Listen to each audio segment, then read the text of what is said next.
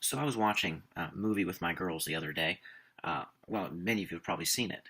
It comes with an interesting song that kind of leads the whole thing out. Maybe you've heard the song before. The snow glows white on the mountains tonight. Not a footprint can be seen. A kingdom of isolation. And it looks like I'm the queen. The wind is howling like this swirling storm inside. Couldn't keep it in. Heaven knows I've tried. Don't let them in. Don't let them see. Be the good girl you've always had to be. Conceal. Don't feel. Don't let them know. Well, now they know. Let it go. Let it go. Can't hold it back anymore. Let it go. Let it go. Turn away. Slam the door. And on we go. Well, there's an interesting second verse. And normally it's kind of wrapped up with all the beautiful dress changing and kingdom building that we may miss the words, but here are these words.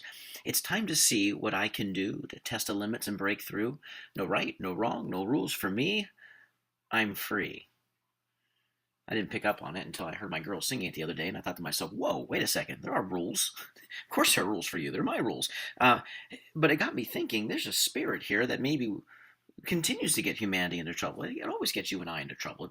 It's the spirit of there are no rules, or let's test the limits, let's break through, let's see what I can do, what I'm really made of, what I really got. And that always seems to get us in trouble. In fact, we can go all the way back in the Bible. In fact, maybe to the text for this Sunday to figure that out in Genesis 17. Well, here's a guy named Abraham.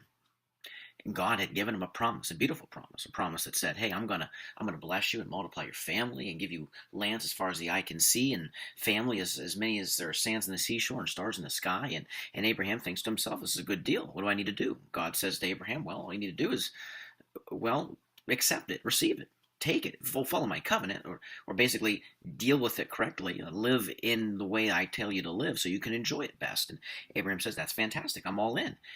But then Abraham hears the catch. "Oh, by the way, I'm going to do it through your wife, Sarah. 90-year-old barren Sarah who's never had children and could never have children." It's funny how we respond when God's plan, it's always great, and until we find out that it's, well, impossible. Well, at least for you and I. And, well, nothing's impossible for God, but that's not the problem, is it? Our problem comes when we realize we can't do it, or we actually need Him to do it for us. And here is Abraham's problem. Can you imagine what Abraham's thinking? Sarah, it couldn't possibly be. Sarah can't have children. In fact, God, what about Hagar? What about Ishmael?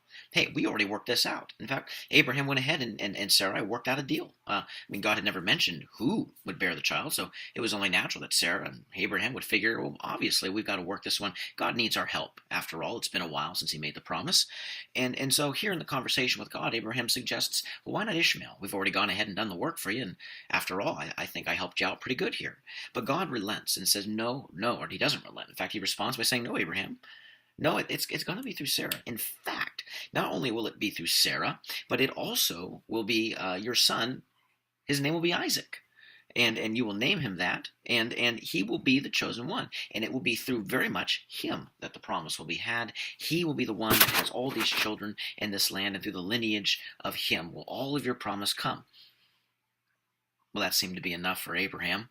And Abraham says, "Well, okay." And immediately after this, we catch the account where Abraham circumcises, as God requested at the beginning of our verse, everyone in his family, including Ishmael, on his 13th birthday. There's so much more there than can be talked about in 5 minutes, but all we have is 5 minutes. So what can we say about it? And why circumcision anyways? It seems kind of an interesting thing to do, doesn't it? After all, there can be any number of ways that God told Abraham to take care of this, to remember a sign of the covenant promise that God is giving to Abraham. Why circumcision? And at best, all we can say is it's a mark on Abraham and all of his family. From here on until eternity, they will be marked with this reminder that they cannot produce God's promise. Only God can. What an amazing, amazing mark. It's not what you can do, Abraham. It's what I can do. And we're to take that away with us and remember, God doesn't need our help. He wants our trust. And it's very interesting that the very thing that God asks Abraham to do, the only thing that God asks Abraham to do, is something that reminds him that only God can do it: the circumcision. Now, I'm not one to beat up on Disney princesses too very much, but it makes me wonder if we're going to respond to God and be faithful. Maybe we can do away with, let's see what we can do, thinking, and embrace this idea that we can do nothing unless God is already doing it. And it's not about what we can do, but it very much is about what God wants to do through us and what we are willing to embrace and allow Him to do in our lives. This is what the circumcision seems to be about, embracing this fact of reality. And this is what God calls us to do. So let's make that a challenge, that God calls us to embrace what He will do and in fact is doing. And our response is simply to acknowledge that, to embrace it, and to walk wisely within what He is already doing in His world.